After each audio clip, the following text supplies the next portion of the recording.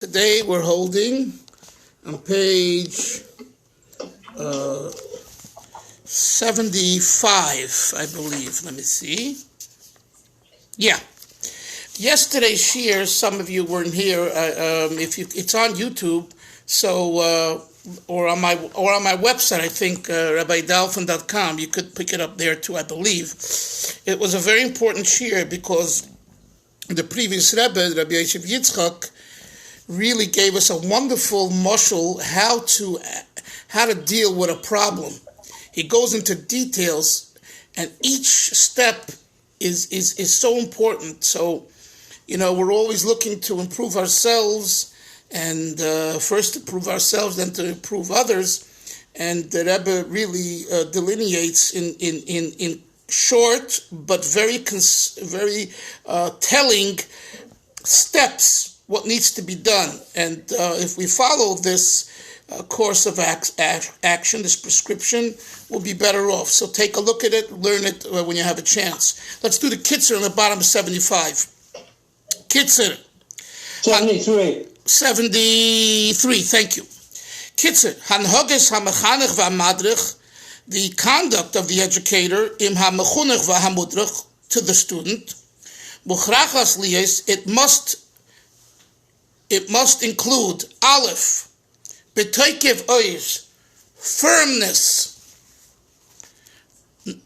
Don't be wishy-washy, no wavering, firm. 2, Beis, b'mishpatzos ava v'nimus, coming from a perspective of love and concern. It must be predicated on that. Because if the firmness comes from anger, frustration, and everything else, it won't have a good result. And mind you, this really, I'm sure we've all seen it, this really is why most people don't accept someone else's criticism. It's because they sense in them a frustration. And just take an example. Someone's in shul, and someone tells something to someone else. You could tell in the person who's kind of giving the mussar or saying something that he's frustrated, he's bothered, he's angered. That's not going to get the desired result. If you come to a person with love and concern, it'll be all different. I remind myself now of a little incident that I heard about with my father-in-law in 770. A gentleman came in, and he had many young children. And the children were rambunctious and running around and making noise and disturbing the minyan. And some people around were very upset, and they said, shah, shoo, out, take him out, made a big ruckus. And the father was embarrassed, and my father-in-law went over to him and to the other people, and he said, maybe he's here with his... It was in the morning. I think it was during the weekday, not a Shabbos, I don't recall. But he said to them, to the people, he said, maybe he's here because his wife needs to rest, she's not well, and there's a situation at home, and he had to take the children out. And all of a sudden, they all piped down. They all quieted down, Not that noise and is acceptable, but there's a way to deal with issues. And if you want the recipients to hear it and then to act on it and make a change, they must know that you, the mashpia, the teacher, the parent, is giving this Musar, this instruction, from a perspective of, as the Rebbe says in Beis, b'mishpitzois ava v'nimus, a framework of love and thoughtfulness, and then it'll be accepted. And if it's not accepted, so be it. You're not Hashem, and you're not, the center of attention. All you are is a conduit, and as a conduit, you do your best. You offer advice, you say, I think this should be the approach, and then you let the chips fall where they fall. And if we have that attitude, and it's hard, when you're in the middle of the situation and the blood is flowing, and the pressure, and you, what are people going to say, and what's going to happen? You get all fartumult and farmished and all cuckoo, and you lose yourself. And lucky is the person who is able to be calm in such a situation. It's not easy. It's not easy, and one that can do that really deserves a lot of credit. So the Rebbe says here that you teacher, you educator, you want to show your student toikev ois. Number one, firmness. Okay, but if in your firmness is your ego, your anger, your frustration, that firmness is not what I'm talking about.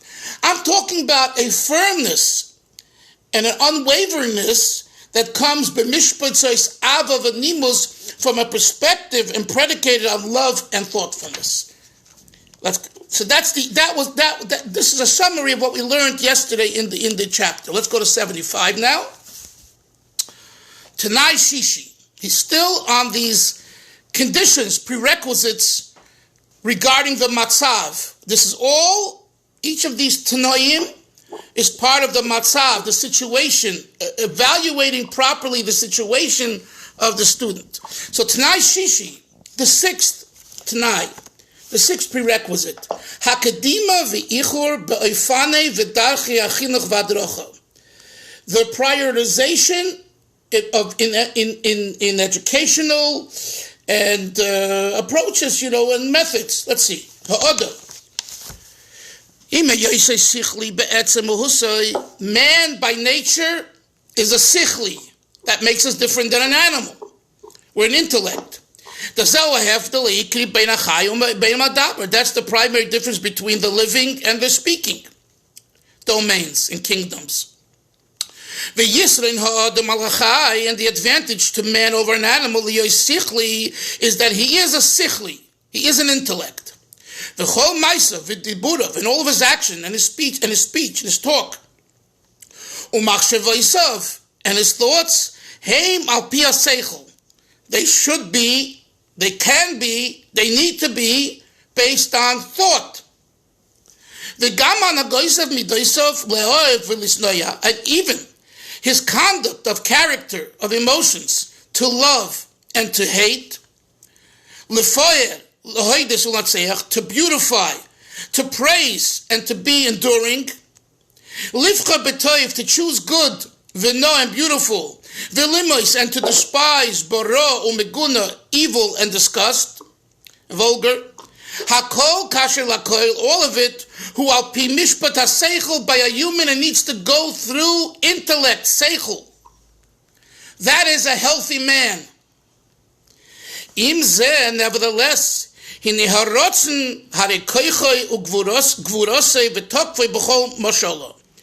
he introduces now, we spoke a little bit about it earlier, but now it looks like he's going to make a bigger point about it. Willpower. Rotzain, it's koyach, it's power. Gvurosai, it's might, strength. The tokvain, it's might. Bakoil mashola dominates every situation. So in other words, when you access Rotzain, willpower will overtake even seichel. And he goes on to explain. Let's see how he explains it. There are four different divisions in man's powers.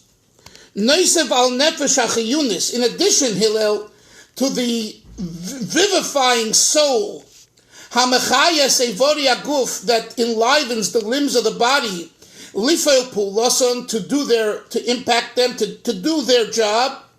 The five senses: seeing, shmiya, hearing, hiluch, walking, mishush, touching, vadoima. Not the five senses, but these different activities. Veheim, and they are oinig verotzen, pleasure and will. Beis, chochma binatas, wisdom, understanding, and knowledge. Gimel, midas, emotions. Ava, sinna, hispitis, love, hatred, boasting, hita, thankfulness, acknowledgement, nitzuach, endurance, vadoim, and similar. For the tools for the koichos, we call them machshava dibur ma'aseh, thought, speech, and action. Arba chalukas ha'amuros, these four categories. Nechlokos are divided l'shtei mareches kolelos within two general categories. Aleph, mareches apnimiyim, internal. One category we call internal, or number two, beis mareches hamakifim, encompassing. So these two things are. Let's look at the note 58 for a moment. Just it's a good note to learn. Makifim in the Hebrew, though Chassidus makes one of the terms makif, uses one of the terms makif, encompassing, to describe a certain category of soul powers, it is not to be understood in a physical, spatial sense that these soul powers somehow surround the person, rather in a figurative sense as the text proceeds to describe. Only the first group of soul powers, Einig and Ratzin, are encompassing. The other three categories are considered internal. And he's going to explain. So let me just stop for a second. So what he's saying here is the following. Since he mentioned that a human being is a sichli, okay, get those words for me. A human being is a sichli. Nevertheless, there is something called the Ratzin, willpower. So from there he went on to say that, to give us the background of that, by dividing them into four categories: pleasure and will, which he calls makif, surrounding, okay, not internal but superficial, meaning to say they don't take into consideration the situation on ground. They're coming from where they're coming from, and they bulldoze our mind and our heart. You hear that? I'm using a very interesting expression, I think. A bulldozer. Seichel and Ratzin are bulldozers in comparison to Ratzin and Einik, will and pleasure, are bulldozer aspects of man that don't consider Seichel and Midos. In other words, you could understand a certain way, and if your willpower is otherwise, you're going to do it differently. And then when you argue, but it doesn't make any sense, I don't care. That's the virtue, that's the makeup of Ratzin, of willpower. And the same is pleasure. A person derives pleasure from a certain thing, argue with them from today till tomorrow, and you won't win. Why? Because they get pleasure from it. So again, the power of pleasure is a bulldozer power. We call that in Hebrew, yes, Yaini. Is that what Rashi is referring to when it says the paro hardened his heart? You mean that? That yes and no. You're asking whether that's Paro's willpower. Is that what you're asking? No. Not really. I mean, that was like an injection of God's desire at the time that he be a stubborn mule. That I think the Rambam even says it wasn't coming. It was because. It didn't make any sense, to do what he was doing, because it was just going to lead to a catastrophe and his downfall. And nevertheless, it says clearly in the Torah, Hashem hardened his heart. So his hardening of his heart, I believe it's explained in the Svarim, HaKadoshim, the Holy Svarim, it was an outside force that kind of grabbed, got a hold of Paroi and said, you're now a vessel for evil. I'm not talking about that. So, Rebbe, you mentioned, I remember, I don't know, maybe a few years ago, even in a shir, you said that it comes to a certain point when we surrender our free will to the Yetzer Hara, and then we were like mamash, like sucked in. Like I remember we talked about this many years ago. I don't remember which sefer it was. Okay. He was in the Okay. So that's that thing. So what do you what that means? But what are you trying to say? That Paro surrendered his free will to the Yetzer Hara? Yes. That's just what I don't know. It could be different mefarshim and different Jewish writings have a different views on the hardening of Paro's heart. What comes to me is that it was an exception to a situation, and it wasn't one's own Ratzin one's own willpower that took control, but rather Hashem at that time hardened his heart. So it's like a force went into him.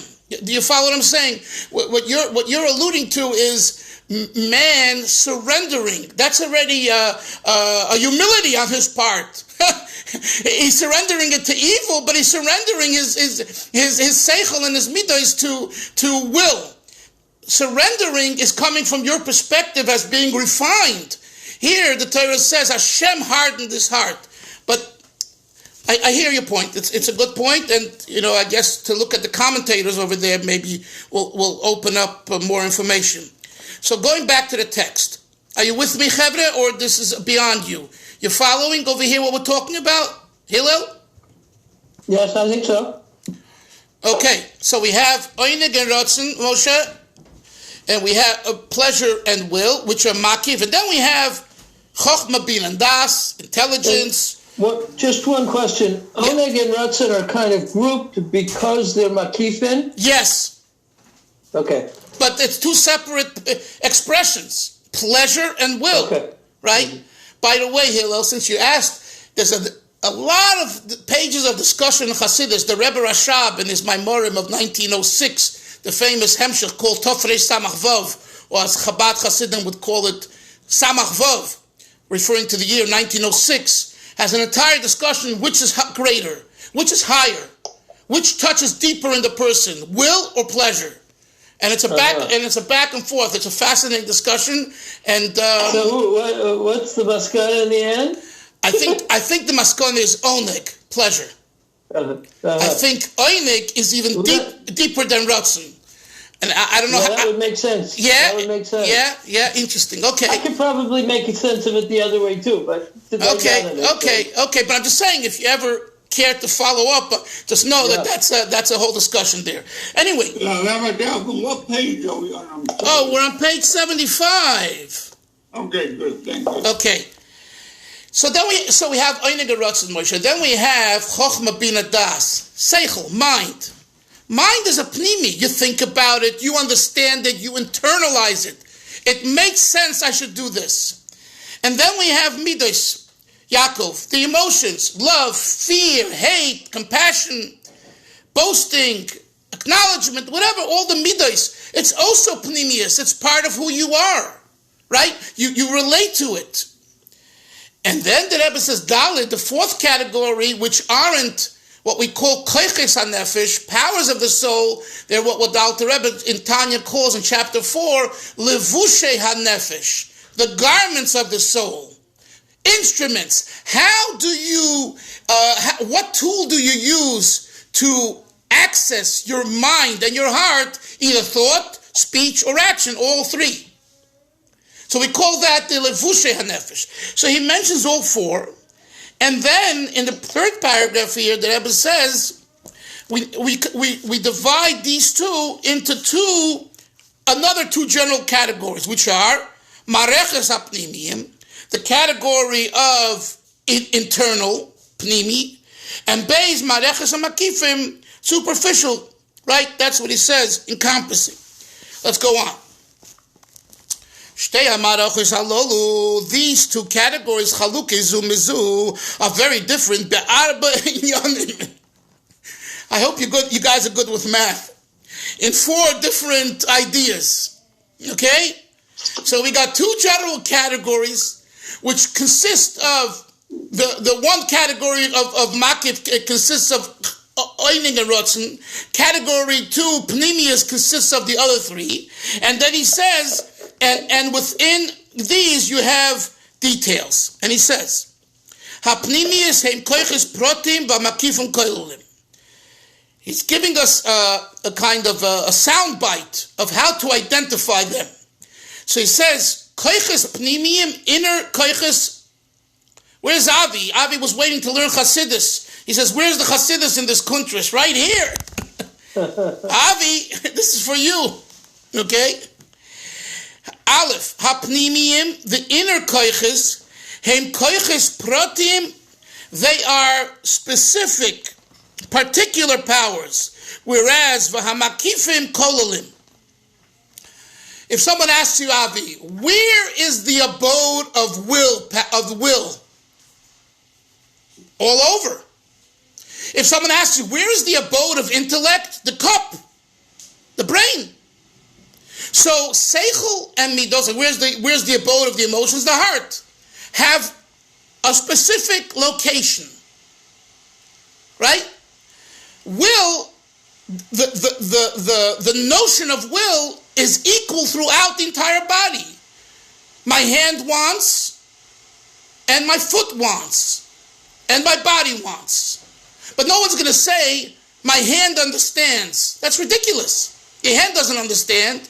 Your brain understands and transmits that understanding to the movement of the hand on the piano. Yes. But the hand doesn't understand. It's the cup that understands. Willpower, will to do, is all equal throughout. That's what he says. Beis.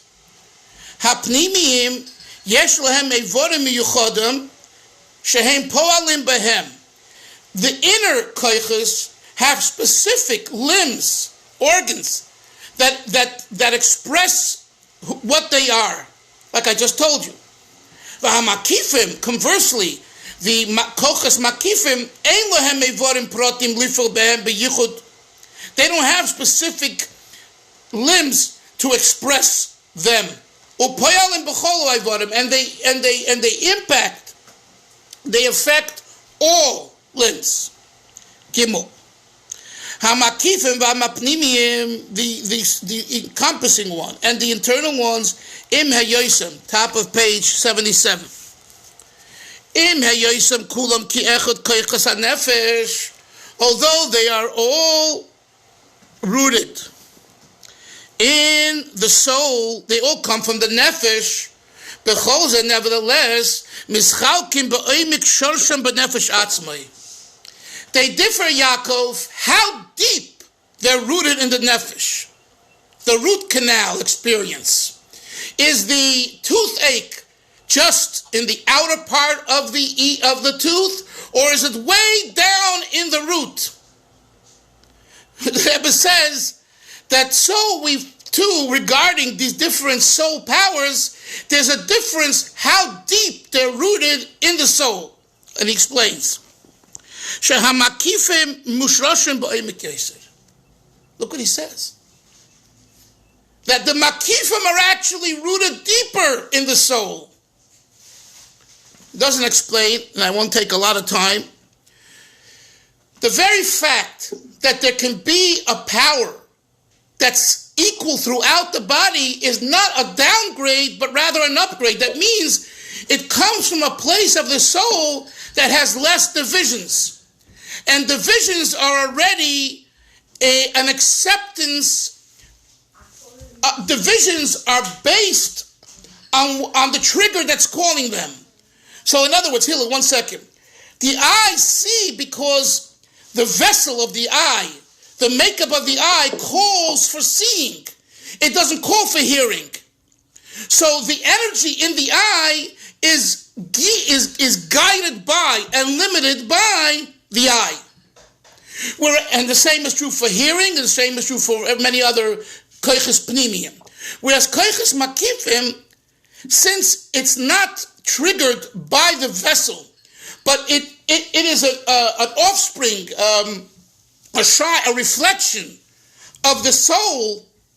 Ratzon and Tainuk are more reflections of the soul, hence it's deeper in the soul. And that's why it's not limited to a particular organ, it's all over. Yes, Hillel. So it sounds like it's almost like a mathematical ratio, that when the more indivisible something is, in terms of its origin in the neshama, the less vulnerable it is to anything that weakens it. Yes. You said it nicely. Yes. I want to make sure that the Chevra understand this. Moshe, Yaakov, are you following this thought? Because he doesn't really speak. Yeah, go ahead. I'll be honest. I'm following it to an extent. I'm asking myself, what's the Rebbe trying to get at? Okay, that you have to wait. You gotta. I guess you're not as interested as Yaakov in the Chassidus part right now. Moshe is explaining an inyan of Chassidus, and we'll see soon how it's relevant. But first, we have to understand how we operate. Okay, Yaakov, are you with us? Are you with us? I'm having trouble with this. The Kodesh HaKishin are. I need something to compare it with. I don't know. Koiches Apnimim. Make the comparison to Koiches Apnimim. What are Koiches Apnimim? Do you understand what Koiches Apnimim are? What do you think they are? Yeah. Go ahead. Don't tell me yeah. Give me, explain, talk. The inner motivations. Inner motivations. Go ahead. Inner cycles. Go ahead. Talk more. An example. So our different senses are manifested through our Ivarim. The koiches that are the Panemius is what allows that sense to function. By the way, it's not about senses. It's about koiches, talking about seichel and midos, intellect and emotions. Are you calling seichel and midos now? Are you calling it senses? No. I'm sorry? No, I didn't mean that. Right. So we're not talking about now senses. We're talking about seichel and midos, our pnimius. Why? Seichel is in the mind, in the brain, and midos are in the heart. You agree? Yes. Yes.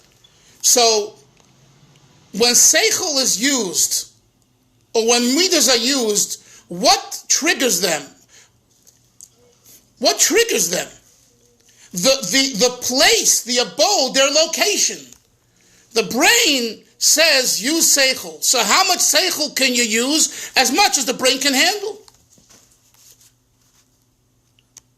Right? Now take Ratzon will. Will is not triggered by any one particular place because it doesn't have one particular place. It's equal throughout the entire body. So what is triggering will? The soul, the nefesh. The soul decides, I want to will now. I want now. So the soul is reflecting itself through will. And since the soul has no one abode, like Hillel said, it's indivisible. He used a good word. Seichel and midas already are divisible. So it's the visibility, if there is such an English word, guides it and limits it at the same time. Whereas will and pleasure, they are an expression of nefesh, of soul, therefore they're indivisible. And therefore they're equal throughout. Yonason, you learned this. Do you have any better way of explaining this? You learned this in Chassidus many times. I want to hear from you. Okay, so the Chassidus said that the Makifim are surrounding powers. They are equally all over. You can experience Ratzon and HaChinuch in the hand and in the arm. They don't have a particular place where they live. The eye and the ear, the physical makeup of the eye is conducive to the power of seeing.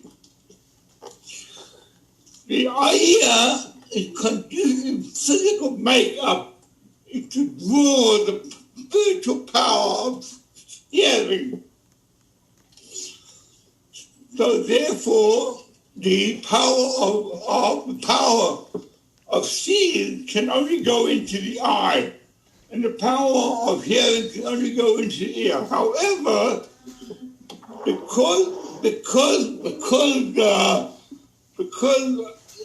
will and kind of don't have a place, they could go equally all over. Please, yeah, absolutely. I'm in the share. Hello. Hillel, mute yourself. Yes. Okay, so I hear you, Yonason. Thank you. That's what I was saying, and I see you and the Rebbe, Hillel, mute guys, mute yourself. Yeah. Mute. What did you find any information on it? Just the location. It's somewhere above Marcia, but Hillel. I could see that from here. Hillel. No, Okay, sure. Take care. I'll get this here. Hillel, mute yourself. Hillel, mute. Hillel, mute yourself. We heard everything. Oh, I'm so sorry. Okay, let's... My doubting was that clear. Yes, it was clear. I mean, to me it was clear. I hope it was clear to them. And the point that the Rebbe added and why I started to explain was because the Rebbe adds here that they're mushrush, they're rooted deeper in the nefesh. Okay? Let's continue. Dalit, 4. A fourth difference. Hashpos apnimim pulosam hine, the impact of the koiches pnimim, of the inner powers, hine b'mida yadua, to a certain extent, hu benoyam uvekeruv, is sweet and close. When you understand something, Yoini, and when you relate to it, you like it. It's sweet and it's close. V'hamakifim uveikar arotzen. Look, Hillel, he says, uveikar arotzen. The makifim, because we have two, oinik and rotzen, pleasure, but he says here, primarily rotzon, will, hashpa'osam upulosam ubetoikov memshola. Their impact is a bulldozer, dominion. I'm the boss. You don't like it? Out. Pleasure and will. Although they both are from the category of makifim, that are different than the inner koiches, in the four aforementioned ways. Nevertheless, these two powers, pleasure and will, he says they themselves are different one than the other. And the Rebbe, since my intent here, I guess the Rebbe heard what Moshe was saying. My intent here is not to explain in detail what these powers are, hashpa'osam, their impact, v'schalkusam, and their difference, b'pratis in detail. I just mention it because it's necessary for what we're trying to explain here regarding an educator and education. Therefore, the brevity is adequate. With two general sayings, expressions. These two sayings are demonstrative of what the details of pleasure and will are. And what are they? Aleph, quote, there's no soul power that's higher than pleasure. And number 2, there's nothing that stands in the way of will, of ratzin. The Rebbe says, another way of expressing the second point, there's nothing that stands before will. Says the Rebbe,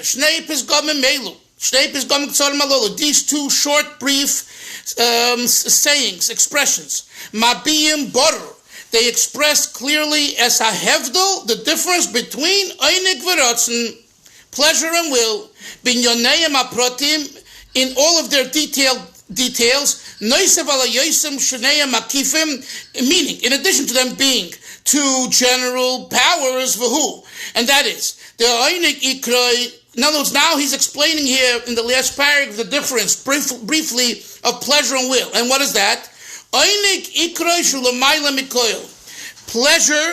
Pleasure is elevated over all. Hainu shugili arishim nefesh. It's the first manifestation of the soul. Although it's only a soul power, but it's the first soul power.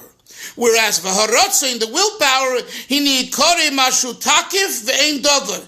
The primary aspect of will is forcefulness. Forcefulness. Loi b'koichas hanefesh b'loi b'aguf ve'ein dover. I'm sorry, if ve'ein dover, and there's nothing, not soul powers and not the limbs of the body, sheyuchalami connected, that can stand in its way, and like I used the word, it's a bulldozer. So the virtue, let me just repeat briefly, the virtue of willpower is that it's a bulldozer, nothing can stand in its way, and the virtue of einig is it's the highest, the greatest pleasure. In other words, pleasure, Yoni, is not, it doesn't, the expression that pleasure is a bulldozer that I said earlier in this year, when I coupled it together with will, is not the most correct expression. The virtue of pleasure is, it's the highest, the refinest, the best pleasure. That's what he says. Look at the aleph. Ein lecha davar l'mayla me'oinig. There's nothing higher than oinig. So it would seem like he's saying that oneg is like the deepest faculty of the soul. Like yes. That's like the tissue, the spiritual tissue of the soul. Yes, Hillel, he is saying that. Yeah. And by the way, it's a quote 63, Sefer Yetzirah. That's a quote from Sefer Yetzirah. Okay? Yes. And that's an idea that we don't hear enough of. That's a fundamental nature. Our fundamental nature is oneg. It's the light. It's joy. It's a